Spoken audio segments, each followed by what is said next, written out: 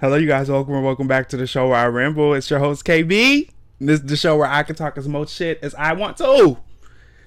Do y'all hear anything different? Does it sound different? Does the quality sound better? I upgraded my microphone.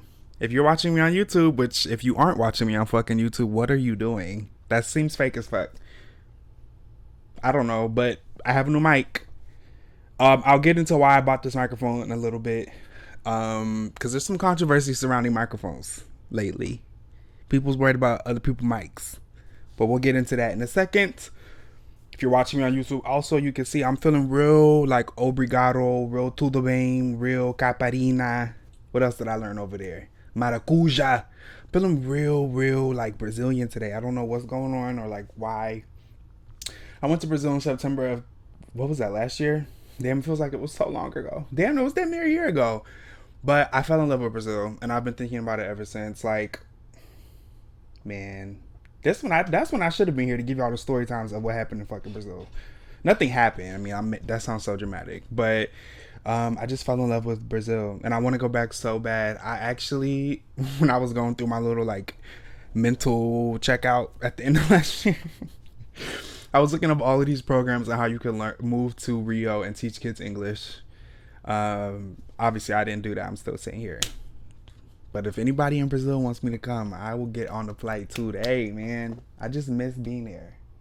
I miss how free everybody was.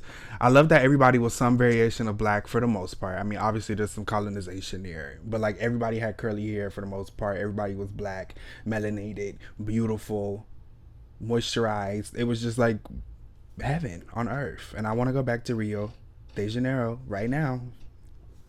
Somebody book me a flight to Rio. I do have a lot of topics today. I do, but I have a very heartbreaking story to tell you guys before I jump into this. This is not really like the tone that I want this show to carry, but there is some serious things happening in my personal life right now that I really feel is important to share with you guys. So recently on Friday, I did receive, a very unfortunate news. I ordered my Wingstop on Uber Eats to be delivered to me. I got a 10-piece, all flats, extra crispy. Half of them were hot honey, and the other half was Louisiana rub, extra crispy. Me and my Uber Eats driver were messaging back and forth the entire time throughout the duration of, him picking up the food, him asking me what drink I want, whatever. We having good banter back and forth. I think his name was Bill. Shout out to you, Bill. If only you knew what you brought to me. If only you knew, Bill, what was in that fucking bag that you kept texting me about. Long story short, Bill gets the food to me. I'm mad excited. The food is still hot. The wings is still hot. The bag, you know how the bag get hot? I sit down, I'm eating, and normally when I eat, if I'm not sitting at a table, unfortunately, I do have a bad habit. I will put a towel down and lay and watch TV and eat my food. Bad habit, big bad habit, I know. Something I need to break out of. I'm sitting there eating my food, and I gotta take a picture of my wings, and the flash was on. And what happened next truly is going to have a lasting impact on future generations of my bloodline, maybe yours, Rick Ross. I don't know if he's still involved with Wingstop, but we have to get to the bottom of this. I zoom in on the picture and I'm looking at the chicken wing and I'm like, is that a fucking feather on my chicken wing Wingstop? The Wingstop sent me chicken wings with feathers on it. Mind you, by this point I had eaten like 4 or 5 wings. So I'm getting a little bit irritated. So then I'm also under the influence. I should add this as another layer. So I'm like, am I hallucinating the wings? Are the wings real? Or not the wings? Are the feathers real? Is this a figment of my imagination? So then I convince myself, I'm like, oh no, because I got them extra crispy, that's the breading. Like the breading, sometimes you get fried chicken, the breading be all curled up. But then I had to remind myself as a former Wingstop ambassador, Wingstop does not bread their wings. So what the fuck am I looking at on my chicken? I start pulling the shit off. It's feathers in the chicken. My chicken is ready to fly off of the plate. And what's so funny about this, actually, this just came to me in a moment. I'm thinking back to a TikTok I made, I think in like 2021, so like 5 years ago. And I made a joke and I was like, it was like a sound of this lady smacking her food. She was chewing her food, crunching it mad hard.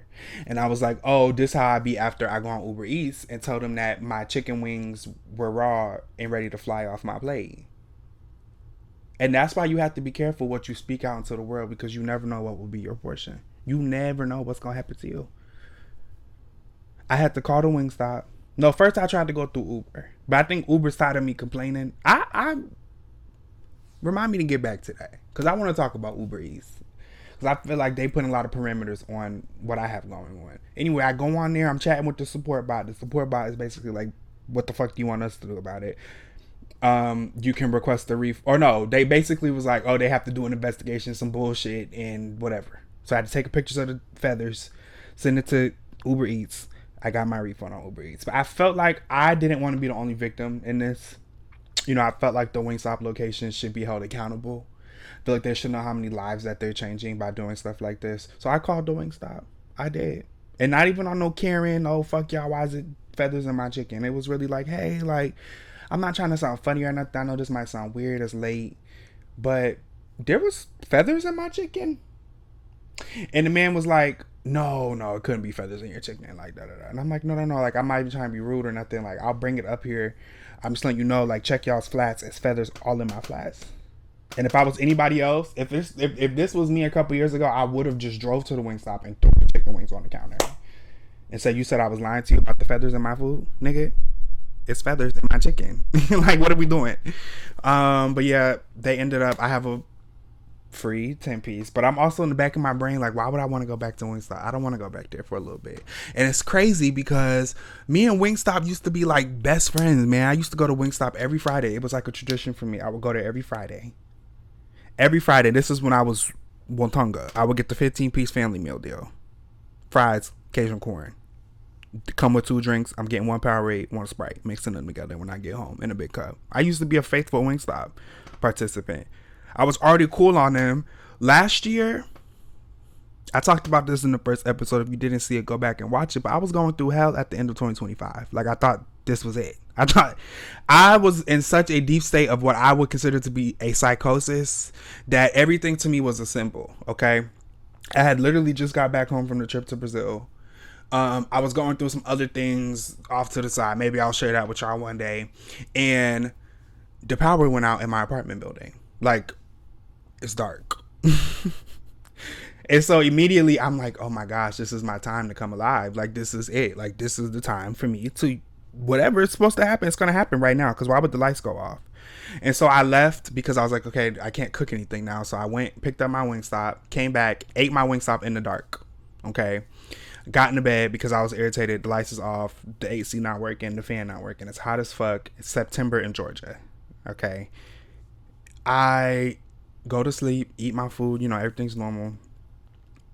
I'm waking up in the middle of the night to a violent gurgle of the stomach. And I mean, like, and you know how, like, before you about to throw up, your mouth get wet and your eyes start tearing up. That's everything that happened. But mind you, it's 2 o'clock in the morning. I'm waking up out of my sleep. The lights are still off. It's dark as fuck. I really thought in that moment that I was having an exorcist. A Wingstop induced exorcism. I was just dumbfounded, and I thought that was a sign that I should never eat chicken wings again. So me even giving Wingstop the second chance for them to play in my face like this, you will be hearing from me. And the free 10-piece, I'm gonna come get it tomorrow after I get off work. So just, hey, hold on to that. Keep my IOU under the register so they know who's coming. Where do I want to start? Man, I have a lot. I want to talk about Candace Owens and Andrew Wilson. For those of you that don't know, and I don't know what Andrew Wilson's supposed to be. I don't know, like, what he claims to be, who he claims to be represent. I don't fucking know. But he's basically this old white man who normally would bring on people onto his podcast or onto his show to debate him about politics, about social issues, whatever it is. But the people that he was bringing on were like OnlyFans models and like No, like I'm not saying that they can't be smart, but it's like, you know, optically what you're doing. Having an OnlyFans model who probably doesn't have the most, you know, terminology, the most like political statutes that she could quote and cite. So you bring these people onto your platform, you argue with them, okay? And he has a very interesting tactic that I picked up on as a former communication studies major. Shout out to Franklin College of Arts and Sciences. But his debate style is very like, I'm going to make you feel rushed so that way you just spit something out and then I can hammer in on how you fucked up on what you just said out loud, right? So he'll ask the question and then hurry up. Why can't you do it? Why can't you do it? So much so, if somebody's in your face doing that, you trying to think, and a nigga in your face talking about hurry the fuck up, you might just say the first thing that comes to mind. And that's his debate tactic. It worked for him on that fucking web series, whatever the fuck he was doing. But he invited Candace Owens. Him and Candace Owens have been going back and forth over this trial that's happening for the person who allegedly assassinated Charlie Kirk. And Tyler Robinson is his name. I've been following this case very closely because conspiracy theorists, I don't think that Tyler Robinson did this or he didn't do it by himself, but that's another video. This has nothing to do with the Tyler Robinson stuff. They're debating over this case because Andrew went online and basically was like, the evidence is overwhelmingly obvious that he committed the assault or he committed the assassination. Like, there's so much evidence. There's just so much evidence. The charges make sense. They should have charged him with this. They should have charged. So Candace, they had back and forth interaction on the internet, and basically he was like, well, why don't you come on? You come onto my show and we have a conversation. They agreed on him paying her $300,000 to come onto the show. They have the debate. Whoop-de-whoop. Now, I couldn't be bothered to watch the whole, however long it was, an hour and some change. I couldn't watch it. Mentally, couldn't do it. I didn't want to listen to those two people talk for that long. The clips that I have seen, Andrew is a fucking loser. Like, he's so like dumb. And you can tell what he was trying to do with Candace, but Candace is such like an ironclad, like, you can't move me. I told y'all that last episode. Candace stands where the fuck she's at, and you're not gonna just bully her or move her or tell her to hurry up or rap. You're not gonna do that with her. It didn't work on her. And there's one clip in there where she brought up his tweet and was like, you know, you tweeted that the evidence was overwhelmingly obvious for like the charges that he received. What were the charges that he received? Andrew says, oh, well, he was charged with murder. And she's like, no, he was charged with aggravated murder. And those are two very different charges, which they are. Legally, they're two different charges. So then he tries to do his bullshit tactic of hurry the fuck up and name the rest of the charges. Why can't you do it? It must be hard for you to name the charges. She names all of the charges in order. Okay. He then says, oh, well, when you looked at your phone, somebody must have texted you the charges. They go through her phone. She gives her phone to the moderator and says, can you please look at my last messages, my DMs, everything? The whole time we've been sitting here filming, so that he could see that nobody sent me anything for me to use in this conversation. Okay. Then he says, well, you want to do a game of semantics because murder is murder, whether it's aggravated or not. And she's like, no, those are two very different charges. That was his first strike. She then also calls out his hypocrisy because Andrew was also very like, quote unquote, conservative, traditional house family values.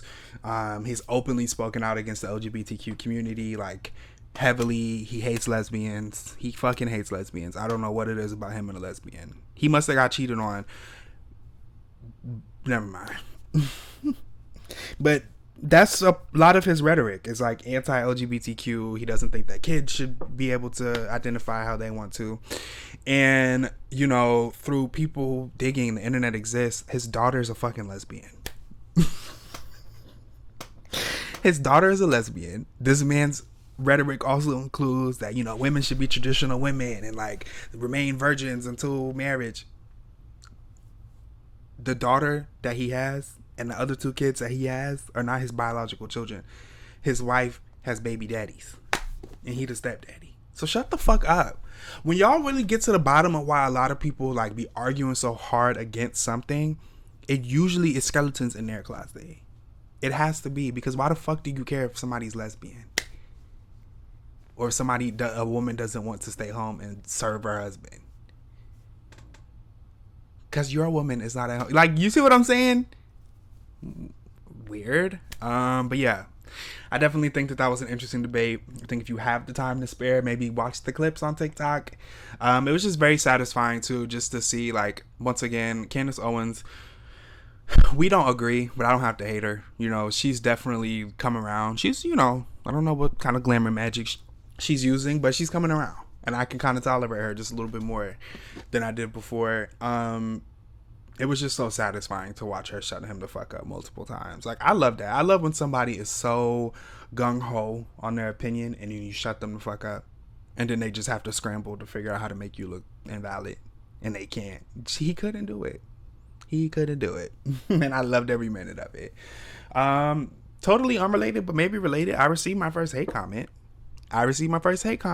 Where's my phone? Oh, I'm filming on my phone. But I received a couple hate comments on Instagram. I'm so excited. On Instagram and TikTok.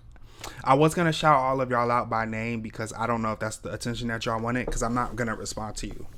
But, you know, I received hate. One on my bad parenting video because, once again, no, we'll get into that in a second. So I got one hate comment on your bad fucking parent video, the clip. And then I got a bunch of hate comments on my clip about Officer Tatum. And, you know, it's really funny to me because all of these profiles had something in common. There was no profile picture. They had nobody was following them / they weren't following anybody. And yeah, who the fuck are you, bitch? And I'm gonna tag y'all. Actually, that's what I'm gonna do. I'm gonna clip this down. I'm gonna tag y'all because who the fuck are you? One man told me I say that. The other one told me that this is why black people don't need to be here no more. Basically, that my line of thinking is why black people were slaves. And so when I say that black people who are against their own community and are publicly vocal about this, this is the outcome. This is the outcome. This is what happens. No one is saying that you can't have a difference in opinion and not agree with someone, but there is a very thin line of disagreeing with somebody or calling somebody out for accountability and then bashing somebody and talking down on them. And so that's what I mean. And that was not me, bitch. That was not me explaining myself to y'all neither. I just think it's so funny. And, you know, when I got the notifications, and I'm seeing Instagram let y'all comment anything, but I can't. Okay, but that's another topic for another day. When I got the notifications, I screenshotted it, and I was like, I asked my close friends, I was like, how should I respond to this? But then I had to realize, no, this is why I do what I do. This is why I'm a journalist. This is why I am a journalist. I come to tell the stories that nobody else wants to tell. Shit. I could take a couple of hate comments. It actually no funny shit. Reading that, the simple fact, like, and I know y'all are gonna be like, you egotistical maniac. I am. Reading that somebody felt that bothered by what I said out of my mouth, that they felt the need to use their phone battery, their kinetic energy through their thumbs to type, and it was like a block of text. You typed all of that out about me. I love you. You just did something to me that is can make me take off. Man, you don't even know what kind of battery you just put in my bag. Because now I have y'all bothered. Oh, so let's just, while we're on the topic of pissing people the fuck off, Jubilee. I've been watching a lot of like these like Jubilee style videos. They do a lot of content where people are debating, having conversations on like polarizing viewpoints, opinions, topics, etc. There are millions of channels now that exist with that same concept and style of video, where they're having people come around and have roundtable discussions or debates, whatever it is. There is a YouTube channel by the name of the Dr. Daff Show. Shout out to you, Dr. Daff.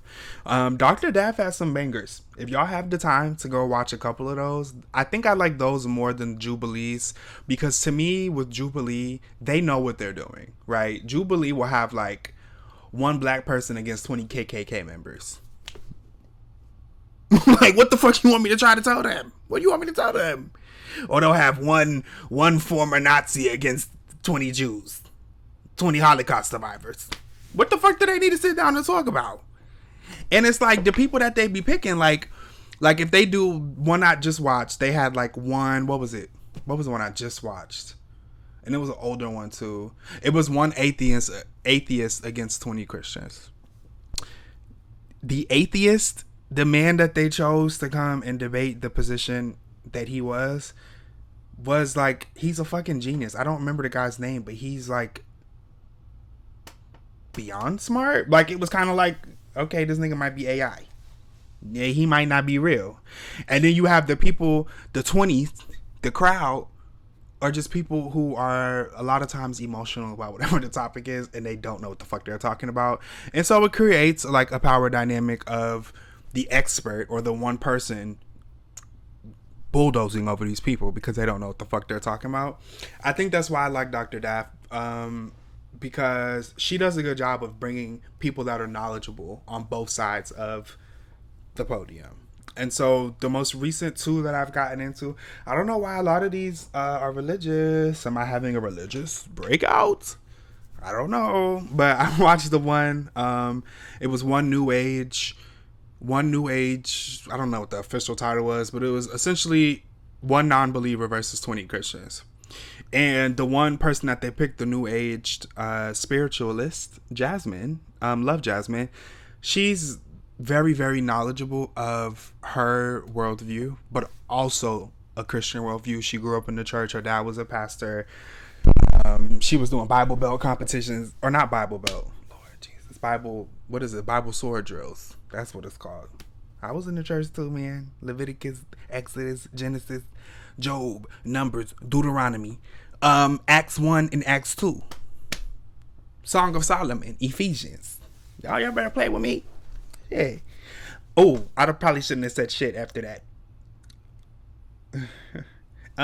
Nonetheless, let's keep going. But anyway, she's very knowledgeable. And, it was very interesting to watch. And this is what I've realized, because I've also experienced this in conversations that I've been having with people more frequently, just about like religion and like spirituality. I think that there's so many layers to like why people believe what they believe, but I think that it's concerning when your belief is so ironclad that you're not even willing to like be open to the possibility that not even necessarily what you believe is wrong, but that there are other beliefs that people have. Because why would everybody share the same religion? But I'm getting to all of this. So Jasmine, she had some pretty strong claims, and a lot of her claims, once again, were based in the Bible, not using a lot of interpolation, not like, well, I interpreted it as this, or like, we can assume that this happened. Like, hers was like, no, the text says this, so I will go based off exactly what the text says, because you are to go off the will of God and not lean on your own understanding. Without getting to like the specifics of the debate, she did bring up a lot of valid points. Number one, she talked very extensively about, I don't want this to turn into that. I was about to say something, and I'm going to stop myself. I just think you guys should go and watch the video. I do think that I'll get into the layers of it. I won't get into the specific arguments and how I feel about them, because people already think that I'm like the Antichrist. I don't know. How did we get there? I think that people misinterpreted me deconstructing the church as a system, not the church as a system. You know what I'm saying? Like, I believe in God. I love God. My critique will always be for the structure that is in place and the system of the church that is in place.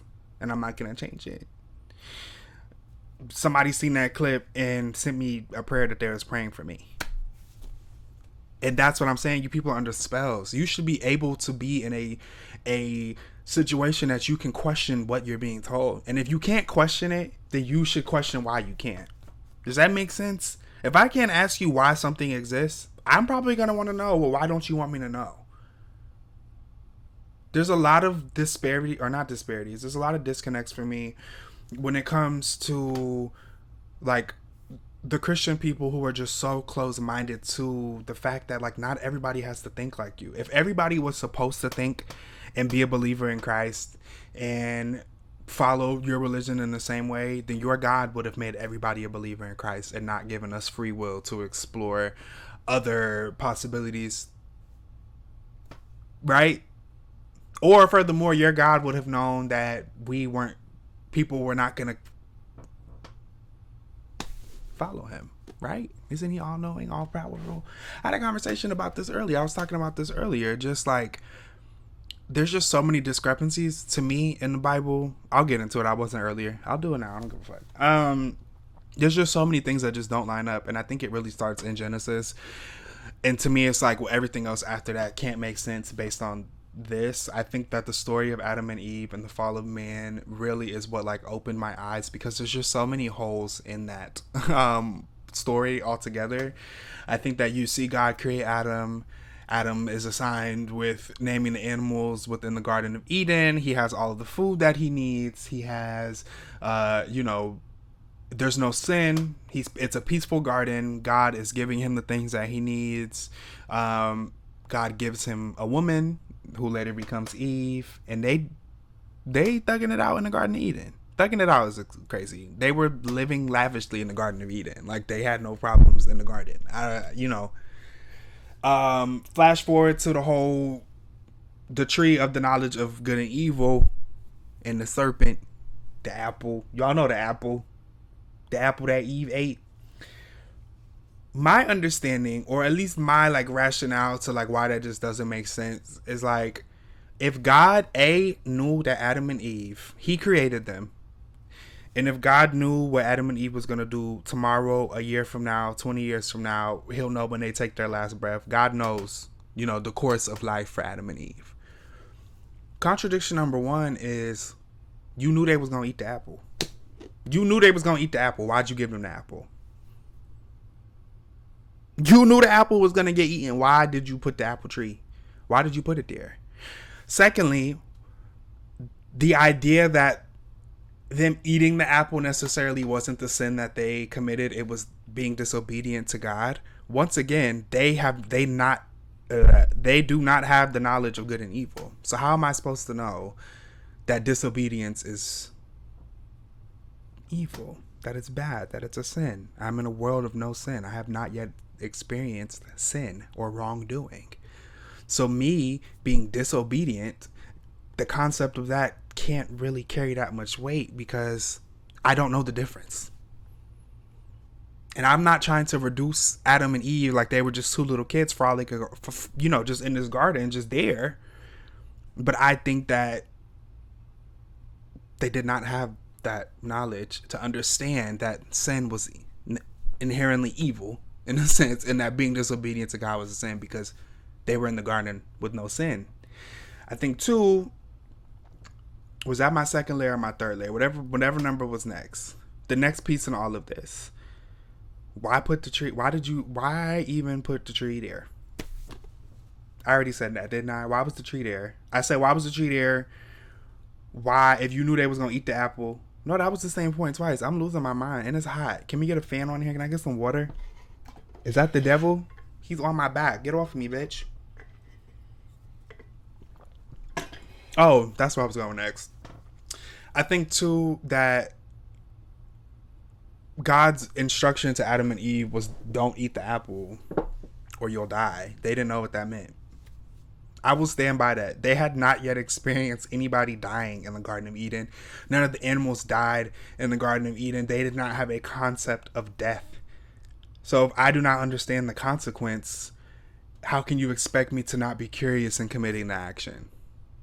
And then furthermore, take it to past Adam and Eve. You look at today, there are obviously people who exist in the world that have other religions, and not just like individual people or regions, but like countries that have national religions that are not Christianity.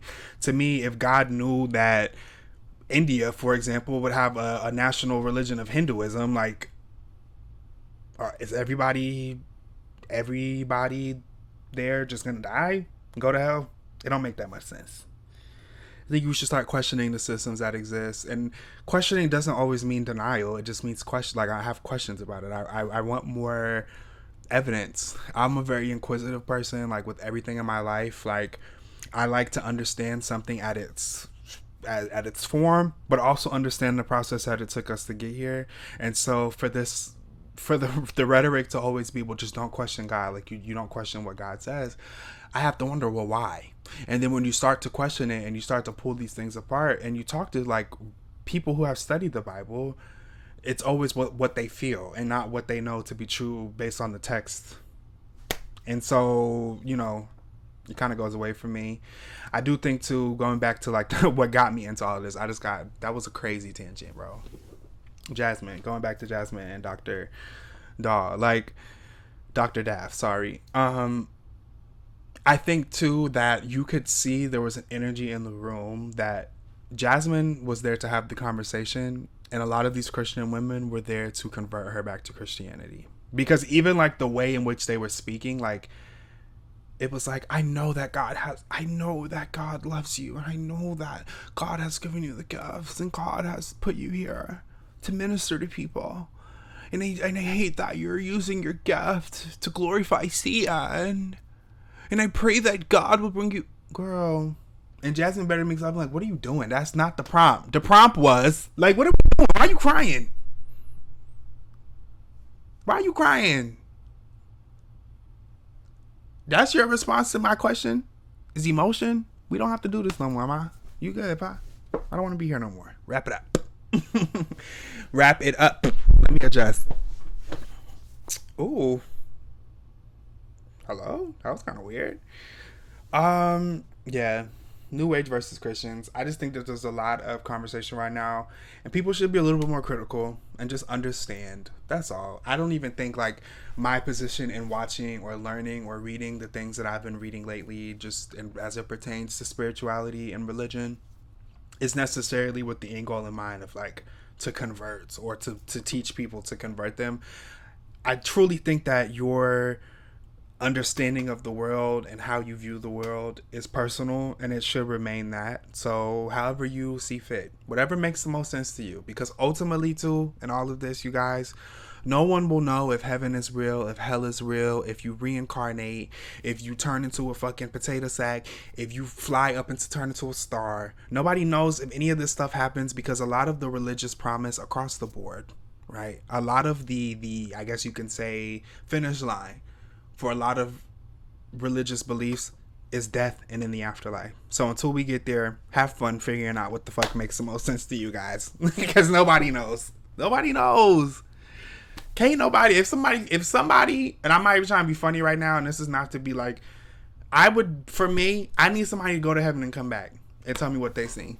And not that book that I read in elementary school, that boy who went to heaven. I didn't believe him. The Hallmark movie. No. Samyra versus Cardi B. Man, Cardi B, as much as her heavy tongue ass cannot rap, Cardi B is the ultimate troll. And I think this whole Old Navy campaign that she's doing right now, even Old Navy, like, y'all, that's messy as fuck. This girl has been hollering at y'all for the last year. The lady who, before I get into that, let me give y'all a little context. So Cardi B and Samyra, I briefly touched on her last episode, I think, maybe, but she is how would I describe her? Am I allowed to say? She's a fat, body positive, fat, I didn't mean to say fat twice. That's not even what I was trying to do. My words just got jumbled up. Now I'm about to get myself fucked up. That's not what I meant. She is a fat body influencer positive. She wants body positivity for bigger bodies. Cool. I'm with you, sister. Okay? Get that seatbelt extender, ma. I was with her with the seatbelt extender. Hell, sometimes I need the seatbelt. Hold on, let me sit up straight because I don't want to. Sometimes I need to sit the extender. I need a little extra space on the plane too. Big and talls. But it don't always have to be just big people that she fighting for. She fighting for me too. I would like extra space on the plane. I would like my pants to touch the ground. Okay? And I would like to not have to duck down when I go into certain restaurants. Because the door is mad low. Because people is mad short. Nonetheless, Samyra, her and Cardi B have been back and forth, back at it for like the last year. Back and forth, back and forth. Cardi B made a joke about Samyra or about fat people, and Samyra called her out and was like, "You can't say this because your fans are fat." And all the Cardi B fans, they were like, "I'm fat," and I thought it was funny. Girl, you taking it too far. So it's just been a back and forth. Okay. At the same time, Samyra is known for going to fast fashion brands, Walmart's, Targets, Old Navy's, H&M, Zara's, and basically holding the brands accountable for not carrying plus sizes in store, which I get it. Like, I'm not against her quest. I'll call it that. But they've been back and forth, so I'm spinning out because number one, I'm hot, I'm hungry, and I have to pee just a little bit. So if I'm rocking back and forth, and I'm sorry, but they've been back and forth. Samyra made a video in Old Navy last year, basically calling out Old Navy for having plus size in their commercials and on their billboards and in their ads, but not in the store. Mind you, I'm not trying to be funny, but like Samyra, she's rather large, like in terms of her sizing. And I think that any specialty size is not readily available usually in the store. Whether that's too big, yeah, usually it's just too big. Because I mean, like, even with shoes, certain shoe sizes cap off at a certain point. Like, my brother wears size 15, and he can't really go into the store and buy shoes. I do agree with Samyra that people should be able to shop. If you're going to advertise to me, I'm a customer just like anybody else, that I should be able to shop in the store. I shouldn't have to order my stuff online. I should be able to have the same buyer experience that anybody else has and come into the store and try my clothes on. However, going into the store and holding the camera up, and the girl who's making minimum wage and has part-time classes at college, and she's taking this class to buy her textbooks next semester, and you holler in her face talking about oh my god, this is not a plus size, this is a straight size, and it's just too. Girl, I would have told her to shut the fuck up too. Shut up. At a certain point, girl, shut the fuck up, because they don't give a fuck. Then she came out, you try to be choosy for your headquarters is doomsday. Now you in a doomsday. And her daddy is from the ninth ward. Y'all better stop fucking with her. She put that song out last year. That's what everybody was not around. I've been with Samyra for the longest time. She been put that song out. This is not a new song. I remember when she put the song out when Forever 21 went bankrupt and closed down, because that was her first real beef, was with Forever 21. Same thing. She's known for this. This is her thing. Cardi B and Old Navy have a collab. Cardi B's on a commercial. They put a teaser TikTok of Cardi B's leg. Obviously, Cardi B, you can tell that thing ass from a mile away. The way that thing is looking. I've been forgetting y'all not watching me. You might be listening to me, but if you're not watching me, I just made my hand in various shapes. Cardi B has a very oddly shaped body. Okay, so it's not hard to tell her body when you see it on a picture. And Samyra was like, I know that's not who I think it is. Oh. Cardi B, the Old Navy collab drops. People are going into the Old Navy and finding the plus sizes. So everybody's like, Samyra, girl, what the fuck you talking about? Maybe it's you. You the problem. Because I'm big as shit, and I went in there and found my clothes. Fast forward, Samyra recreates the same promo photography, same outfit, same jeans, everything that Cardi B had on in the promo shoot for Old Navy. What I think is happening behind the scenes is Samyra and Cardi B are teamed up with Old Navy to get more people to buy the jeans. And we fell for the fucking trap. Because why? It's not that deep. First of all, when I was big as shit in middle school and high school, Old Navy was one of the only places I can get some clothes for my fat ass. I mean, what? Old Navy? Not being size inclusive? I haven't been there in a while. I don't really know what they have no more. I mean, actually, I would stand up. These pajama pants I got on was from Old Navy. They at 3X. I used to be at 3X. You guys. I was almost, when I tell people that, people don't be believing me. People think that I'm being dramatic or I'm trying to stretch out my weight, man. I was almost, I was up there, man. A little heavy, a little out of breath. Sometimes I still be getting out of breath and I have to like catch myself. So I get a little bit embarrassed. Like, why can't you breathe? I went up the stairs the other day to put the laundry in the what's that shit called? The washing machine.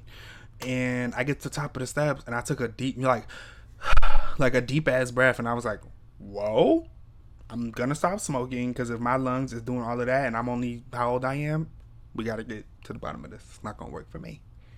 It's not gonna work for me. Can we take a pause right now? Pause. Let's take it. How's your week going? Today's Thursday. I think it's usually when I upload these. Today's Thursday. How was your week so far? Do you have any fun plans for the weekend? Are you excited for the weekend? Or are you not? What's the truth? Can y'all hear that? Oh my goodness, I'm so embarrassed. Yeah, I hope y'all have a great weekend. I'm gonna have a good weekend. I get paid tomorrow. Actually, the day after I upload this, I will get paid. And I love those days. Jojo Siwa. No. Jesus! What's the girl name? Jojo. I think her name's literally just Jojo. Does Jojo have a last name? The singer? She... Nah, I was about to be shady. I'm not gonna shade you, Jojo girl. Shout out to you. Waiting all day for you, baby.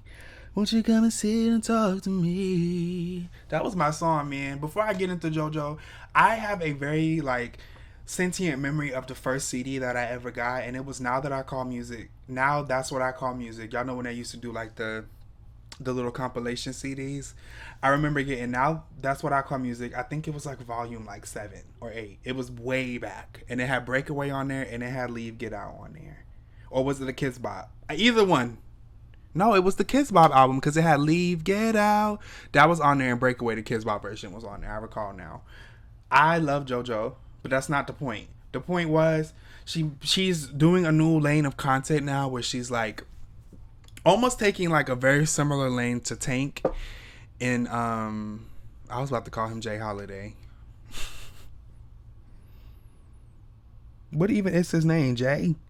Bitch, Frank, Tank, nigga, and the light skinned nigga that be with Tank. What is his name? It's about to bother me. It's about to piss me off that I cannot think his name. I'm looking at his face right now, and him and his little juicy girls. Anywho, like taking like this position of being like a I don't want to say authoritative figure in music, but like a source of knowledge. Like basically, I've been in the industry for X amount of years. These are the things that I've seen, learned, tips, tricks, whatever. She makes a video the other day talking about how people are always praising singers for having amazing live vocals and like the mic is always on. And then she goes into talking about how like a lot of the times those vocals aren't live, they're pre-recorded, or there's some type of like equalizer or some type of modification to the microphone to make them sound like they do in the studio, whether that be reverb, whether that be that they're adding in on an auto tune, whatever it is, right? I agree with her. Number one, I think definitely you can tell when somebody's lip syncing. At least I can, and I don't really know why people don't understand that.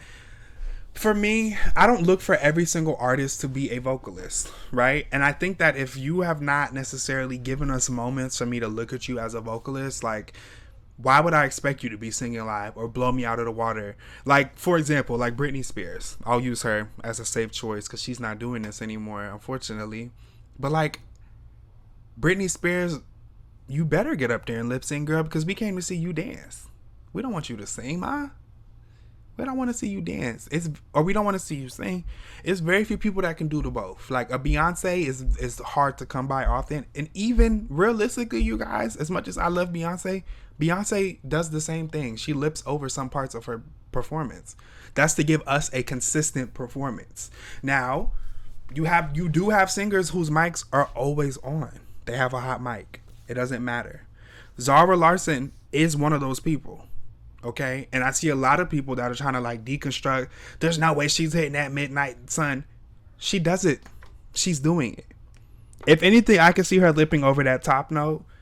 But everything else, you can see her breathing. You can see how red her neck is getting. Like, you can see her breathing and singing. Her chest moving. You can hear her miss a couple notes here and there because it's a live performance. And so she made a video basically explaining what I just did. And I think that, you know, a lot of people who don't really... I'm not saying that I'm fucking Jennifer Lopez. Why would I use her? Out of everybody? J-Lo.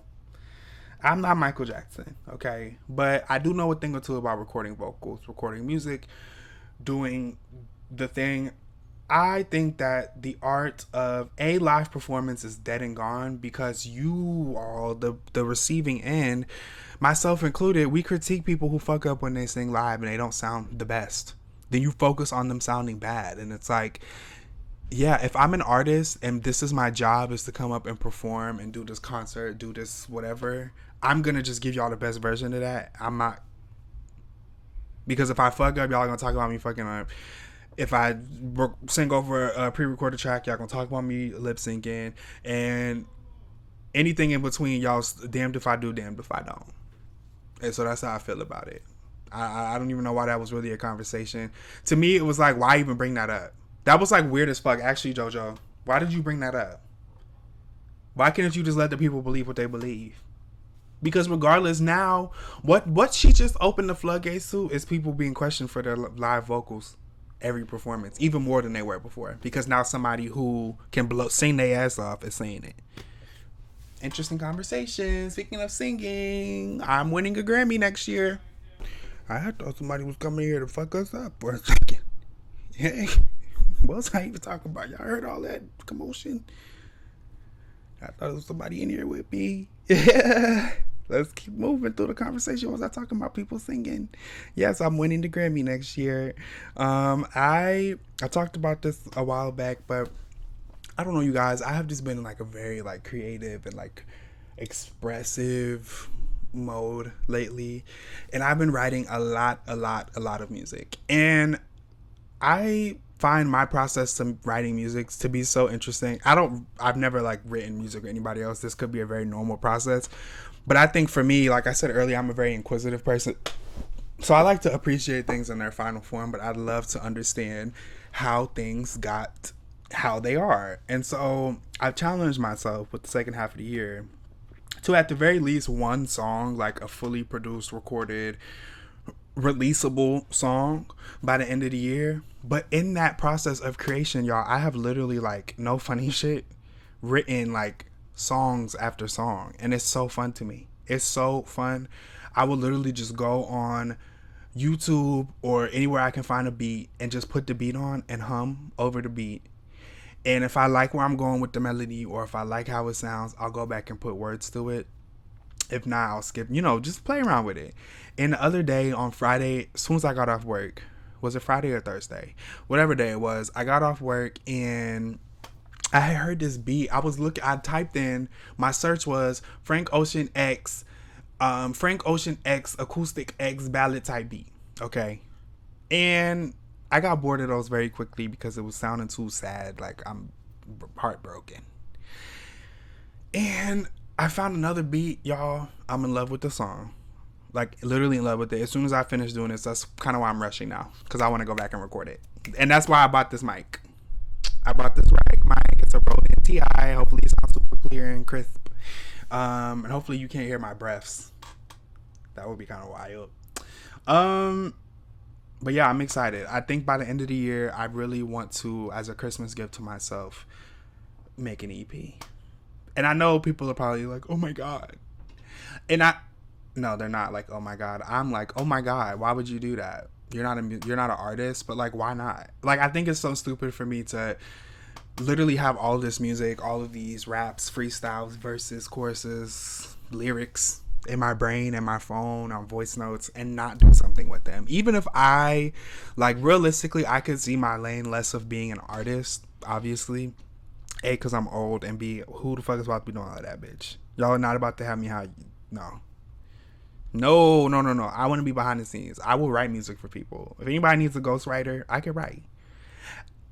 That's actually one of the funnest challenges for me, is to write as if I was writing for somebody else.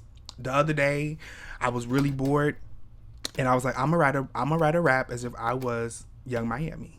And I did. And it sounded just like her. And this is my talent. And I need to take it. I need to do something with it, man. So stay tuned for the EP by KB. The EP by KB. And it's so crazy, like, when things start to, like, actualize. I'm sorry, I just got really energetic because my brain just clicked. But I remember, like, maybe when did I live in Texas? That was 2022, I want to say. 2023, maybe? I'm trying to do the math. Whatever year that was, some like 3-4 years ago. I remember I have a note in my phone from like November of that year of 2022. So it was 2022.